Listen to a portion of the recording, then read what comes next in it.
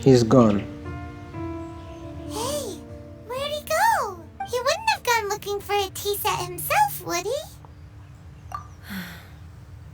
Or perhaps the ley lines did not have the power to sustain him for very long, as was the case with the memory we saw earlier. So we won't get to drink his tea? Is that what you're upset about, Paimon? We didn't even have a chance to say goodbye. Yeah, just don't cry, Paimon. Come on, it's okay. There.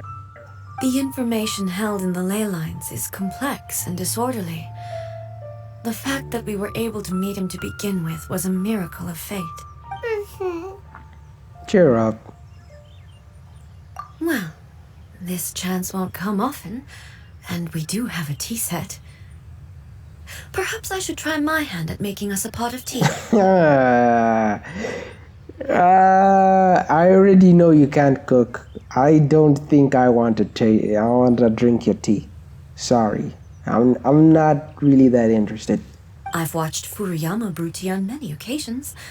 I doubt I should have any major problems doing it myself.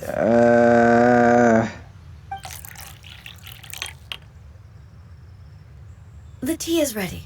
Please give it a try. So many thoughts were racing through my head as I was brewing it. I'm not sure how to explain it. You're right. But the things we've seen today have brought back many memories for me. I've been reminded of many people, too. Kitsune Saigu, Makoto, and all the other friends who I watched pass even further back.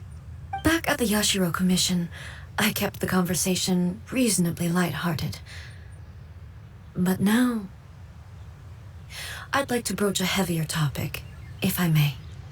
Sure, I'll listen. I guess this is her trying to get closure, or to get something off her chest, or to find some peace of mind. Well, I'm here to listen, so go on. The events of 500 years ago not only robbed me of my friend, Kitsune Saigu, they also took Makoto away from me. She died in that disaster too? Sorry for cutting you off. Yes. She went to Conria alone, without telling me. What? Unlike me, Makoto was no martial artist. Whenever similar crises had arisen in the past, I was always the one to face them in her stead. Huh. But this time, the circumstances were so grave that Makoto had no choice but to leave me behind. Or perhaps it was more that she went ahead of me, put herself in front of me, so that I would remain hidden. In any case, by the time I realized what was happening, yes, it was too late. I arrived only in time to hear her dying breath. Ugh. She had already lapsed into unconsciousness by that point, so all I could do was enter into her mind. As far as you're concerned, it would be somewhere similar to the plane of Euthymia. This is kinda heavy, bro. It was there that we bid each other a final farewell. I cried bitterly. Even in those final moments, I couldn't understand her actions. Why did she go to Conria first, and not I? Why did she keep me in the dark about it? Was it to shield me? It was there and then that I resolved to pursue eternity. As a testament to that decision, I saved her realm of consciousness just before it collapsed completely and brought it back to Inazuma. That's quite a story. Realm of consciousness. When I returned to Inazuma, I was shocked to find that a great sakura tree had appeared on Mount Yogo, the tree that you know as the sacred Sakura. Appeared?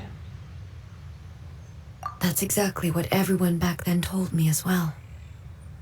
That it had existed since time immemorial. They were so matter-of-fact about it, and couldn't at all understand what I was so surprised about. Huh. No one questioned it, and yet its presence contrasted so starkly with the area as I remembered it. It seemed as if I was the only one to have noticed it appear suddenly out of thin air. Huh. Why is that? In the end, I simply had to accept that it was a miraculous effect of Makoto's consciousness. With the help of the sacred Sakura's power, I was finally able to overcome the monsters and quell the disaster in Inazuma. This is all really hard to understand. Kinda beyond Paimon's level. Yes. She had such a great love for this land and for its people. In this respect, I still do not compare to her. I once told myself that I would never speak of these events again. Facing the fact that she is gone is unbearably painful. But even the tea that is most bitter to the tongue, once swallowed, leaves some sweetness in the throat. And it's time I came to terms with it all. Oh, while we're on the topic, since you experienced that battle in person... Sister? I had heard that you were looking for your family. You mean to say that she was somehow involved in the Kanria disaster? Based on what we've learned so far, it seems so, yeah. I'm sorry. I wasn't there for the whole thing. By the time I arrived, the worst of the fighting was already over. Ah, no! No, dude. So even you don't know? Do I have to keep searching again? Oh man. When am I going to find her again? Cause like, so far, okay, from what I understand, so far from looking at the past, I only met her once. And after I met her, she left again. The only person who has managed to tell me something even close was Zhang Li during his second quest, I believe, after the Ajdaha fight. But even then, he was only telling me that he couldn't tell me something. So it's something he knows but won't tell me, right? Everyone else says they don't know. Jack. Hopefully the prelude to, or rather the prequel to Sumeru will give me something, right? And also, my mind was consumed entirely with the plight of Inazuma and the fate of those closest to me. So, I am afraid I can't help you.